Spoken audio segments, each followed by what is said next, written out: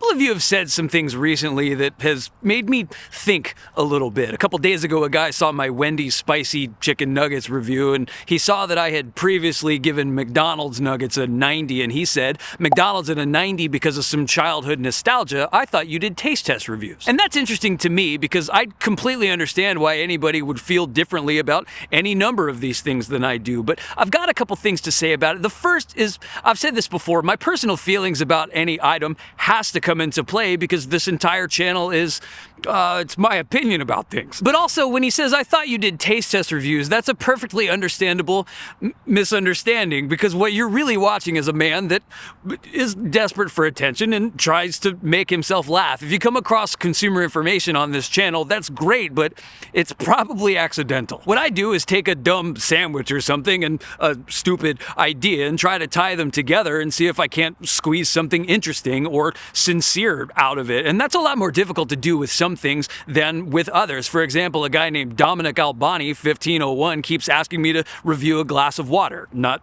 any special water, just a glass of water. And I think it's because he thinks I can't do it.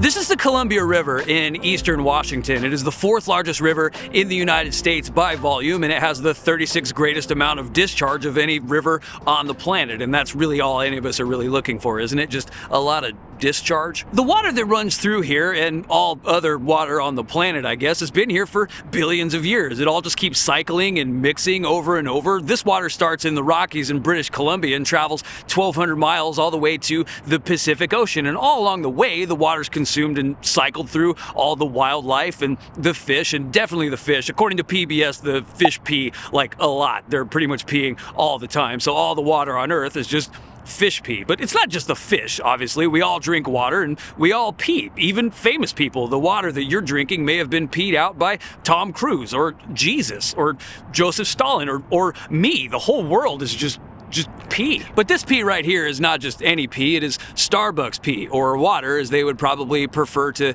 have people call it. And for my money, it's the best water that you can get in fast food. If you think about it, their entire business really hinges upon having the highest quality water possible. Coffee and tea just taste better with it. And the way that they ensure that quality is by using a triple filtered reverse osmosis water filtration system. The reverse osmosis process works by water flowing through a series of filters that remove sediment and then moves on to an activated carbon filter to reduce unwanted tastes and odors like chlorine. Then finally, it passes through a tightly woven membrane, nice, that separates the water from the contaminants that can be as small as a single atom. And you know something is good when you need that many words to describe it.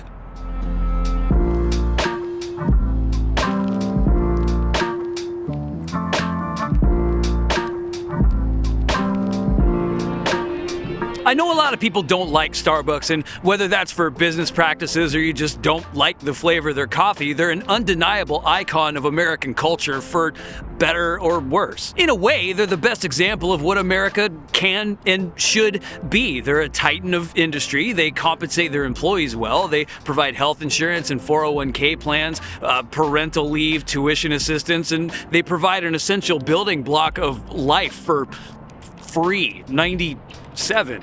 We've all had water. We all need water. So in a way, I'm not just reviewing a drink here, I'm reviewing you, because the majority of your body is water. The majority of my children's bodies are made up of water. Without this, they wouldn't exist and the world would be worse for it. I think a lot about the way that my kids are gonna remember me when I'm gone. How did I make them feel? Does the love that I have for them live on even when I'm not around anymore? Do you know that feeling when you wake up in the middle of the night and you just get that one drink of water and you go back to sleep? It's the best water that you've ever had in your life, and that's what I want to be for them. How close can I get to being something for them that is so good all they want when they wake up in the middle of the night is to roll over and just know that I'm there? I want them to know that no matter what happens to them and no matter what they ever do, that I love them. And I want to be in my last days knowing that in a world where so much doesn't matter, that I mattered to them.